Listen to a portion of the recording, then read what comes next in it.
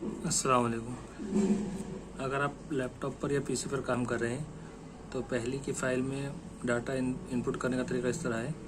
ये minimum MINI 27/22/0/822/1/10/0/2019 वाली file जो है, इसको डबल क्लिक करके ओपन करेंगे।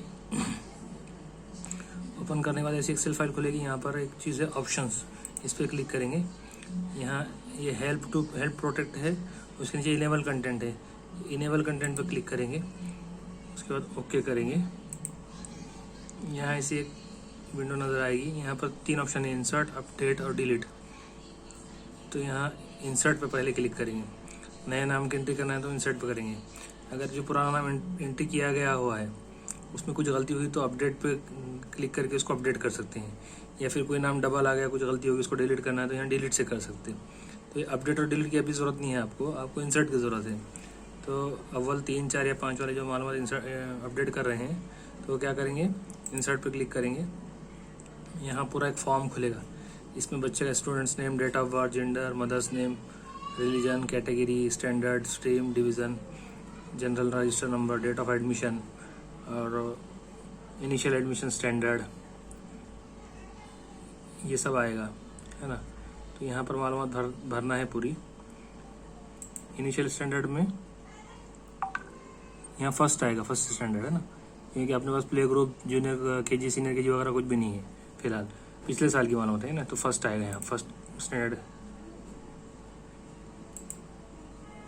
पे क्लिक करेंगे ना।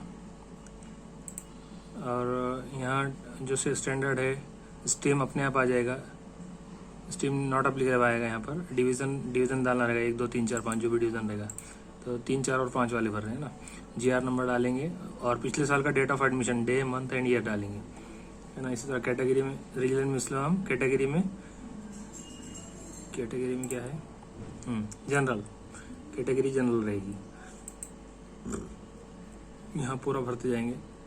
फर्स्ट नेम यानी बच्चे का नाम, मिडल नेम यानी उसके वालिद का नाम, लास्ट नेम यानी सर नेम, फिर डेट ऑफ बर्थ, फिर gender, male, female, transgender, male या फीमेल क्लिक करेंगे।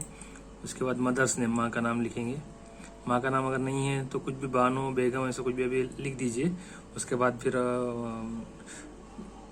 सेकंड में जब तुम्हारे पास नाम रहेंगे तब उसको अपडेट कर लेना, अपडेट स्टूडेंट में। उसके बाद यहाँ इतनी सब मालूमात करने के बाद क्या करेंगे, सेव पे क्लिक करेंगे। अब यहाँ मैंने कुछ मालूमात भरा नहीं है तो इसलिए सेव नहीं होगा। आप लोग पूरी मालूमात फिल कर देंगे तो सेव पे क्लिक करेंगे तो सेव हो जाएगा। और कोई चीज़ अगर यहाँ पे छूट गई और सेव पे क्लिक करेंगे तो पहले वो मालूमात भरने के लिए बताएगा आपको। वो मालूमात भर के सेव पे क्लिक करेंगे और सेव हो जाने के बाद में डाटा सेव लिख कर आ जाएगा। इसको क्लोज कर देंगे एक स्टूडेंट की मालूमात भरने के बाद। फिर दूसरे स्टूडेंट की मालूमात के लिए वापस से इंसर्ट करेंगे। और जैसे आप सेव करते जाएंगे तो यहाँ नीचे अंदर जो है ना एक लिस्ट बनती जाएगी, पहला नाम, दूसरा नाम, तीसरा नाम, ऐसा बनती रहेगी। और पूरे सब कंप्लीट जब हो जाएंगे, आपकी पूरी तादाद के हिसाब से लिस्ट जब बन जाएंगी तो ये वाला ऑप्शन सेव एंड क्विट करके आप इसको क्लोज कर देंगे। क्लोज करके सेव करके भेज देंगे। ठीक है, इतना काम आपको करना है।